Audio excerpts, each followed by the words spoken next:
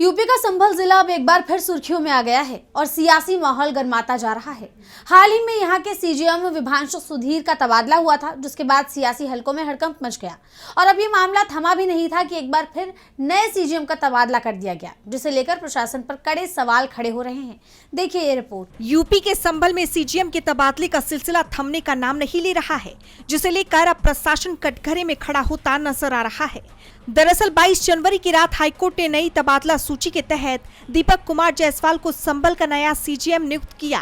इससे पहले 20 जनवरी को अनुज चौधरी पर एफआईआर दर्ज करने का आदेश देने वाले सीजीएम विभांशु सुधीर का सुल्तानपुर तबादला किया गया था, जिसके बाद वकीलों का गुस्सा फूट पड़ा था। दर्जनों वकीलों ने कोर्ट के बाहर जमकर प्रदर्शन भी किया था, जिस दौरान सीजीएम साहब को वापस लाओ के नारे लगाए गए थे। तो वहीं आदित्य सिंह को संभल में सीजीएम का कार्यभार सौंपा गया था और अब उनका भी ट्रांसफर हो चुका है। लगातार हो रहे इन तबादलों को देखते हुए अब प्रशासन पर गंभीर सवाल उठने शुरू हो गए हैं। उनमें से एक अहम सवाल है कि क्या प्रशासन संभल हिंसा मामले में किसी के इशारों पर काम कर रहा है या इस हिंसा के कुछ जरूरी सबूत छुपाने की कोशिश की जा रही है।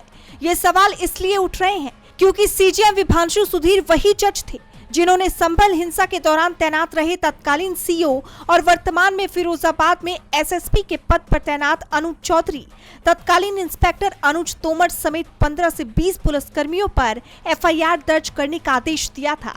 इस आदेश के बाद मामला काफी चर्चा में रहा और प्रशासनिक हलकों में भी हलचल देखी गई। खैर अब देखना ये होगा कि ये तबादले का सिलसिला कब थमता है। डीबी लाइव की रिपोर्ट।